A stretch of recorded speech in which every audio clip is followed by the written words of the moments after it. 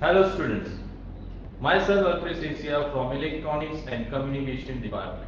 Today we are going to learn our first experiment, that is subject antenna and wave propagation.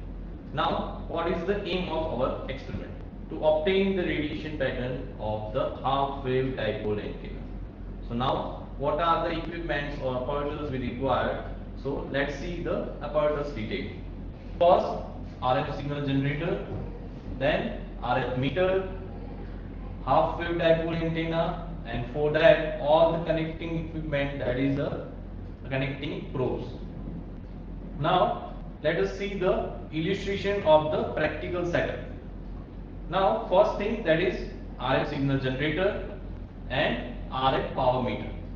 This is the both basic equipment we require for this experiment.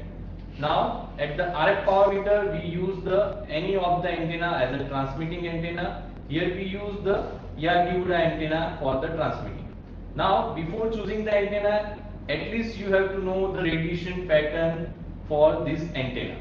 So here we know the Yagi-Uda antenna is transmitting antenna, as is projected main beam is towards this direction.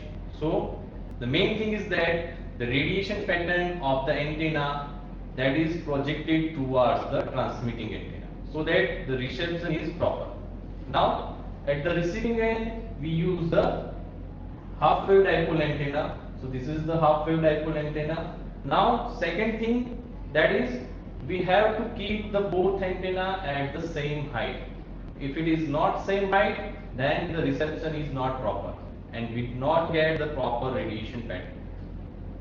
Now connect the transmitting antenna with the RF signal generator and receiving antenna with the RF power meter.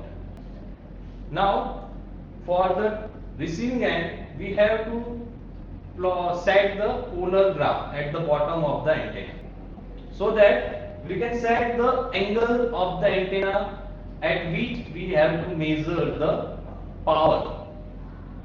Okay, so here the polar chart we have placed at the bottom of the antenna. Now set the RF signal generator at the 170 megahertz. Now why we set the 170 megahertz? So because of the reason, now our audio frequencies ranges from 20 to 20 kilohertz, and FM signal, radio signal, which are transmitting at 90 to 108 megahertz.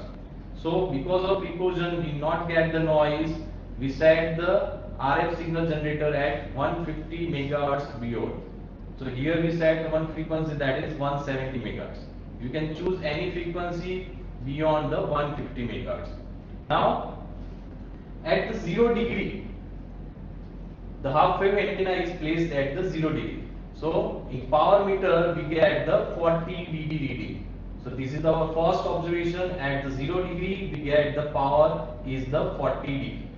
Now rotate the antenna with the angle of 30 degree. So here we rotate the antenna at 30 degree. Now note down the reading on the RF power meter, that is the 38 dB. Now again rotate the antenna at 60 degree and note down the reading on the RF power meter, that is the 35 dB. Again rotate the antenna at 90 degree and note down the reading, that is the 25 dB. Same way rotate the antenna at 120 degree and we get the 30 dB reading on the RF power meter. Next we get 37 dB power. At 180 degree we get the 40 dB power on our RF power meter. At 210 degree we get the 35 dB. At 240 degree we get 25 dB power. At 270 degree we get 20 dB. We get the 30 dB power, and at 330 we get 39 dB power. Now the last reading is the 360 degree or 0 degree. We already measured power at 0 degree. Now again measure at 360 degree, or you can say 0 degree, that is again it is 40 degree. So now prepare the observation table and graph paper.